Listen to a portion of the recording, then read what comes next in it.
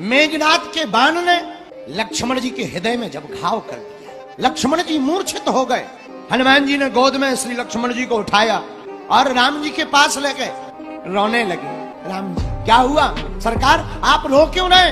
हनुमान जी तुरंत सिग्घाड़ करके बोले, प्रभु श्री राम आप रो मत, आप कहो तो मैं तुरंत चंद्रमा को निचोड़ दूं। हमने सुना है चंद्रमा में अमृत है, और अगर चंद्रमा में अमृत है तो हम चंद्रमा को निचोड़कर अमृत को लाकर लक्ष्मण के मुख में डाल दें। हनुमान जी दोनों हाथ जोड़कर बोले, सरकार आप रो मत, आप कहो तो चंद्रमा को ही नहीं, जो मौत है मौत को ही मार डालूं, झंझट ही खत्म हो जाए। मौत मर जाएगी तो क्या लक्ष्मण को खाएगी? राम जी बोले नहीं, इसकी आवश्यकता नहीं। क्या किया जाए? विभीषण जी से पूछा, आप ही कोई उपाय बताओ। विभीषण जी बोले, महाराज एक ही उपाय है, हमारी लंका में एक ही वैद्य है, नाम है सुसेन, वही उपचार बता सकता है। अब कौन जाए सुसेन को लेने?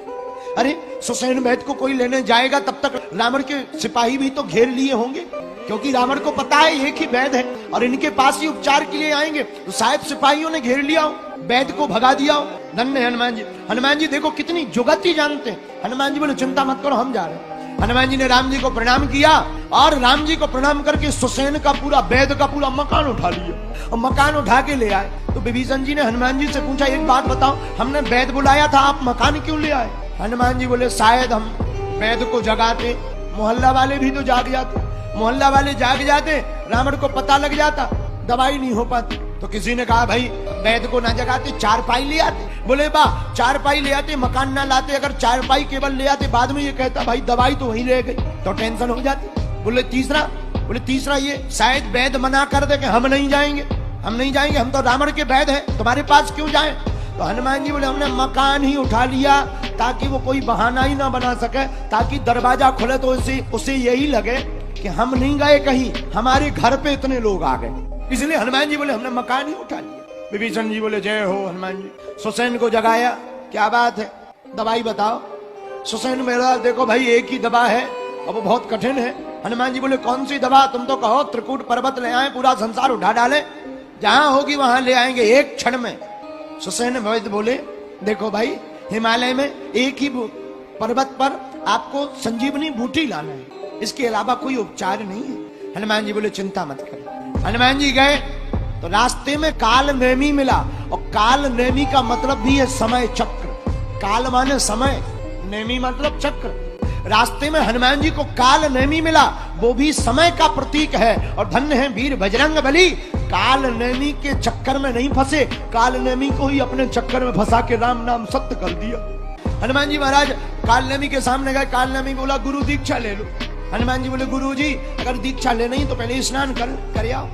स्नान करने गए, मगरिया ने पैर पकड़ लिया, और मगरिया ने पैर पकड़ा, हनुमान जी ने एक चरण का प्रहार किया, मगरिया का स्वाहा हो गया। धन्य है वीर हनुमान जी।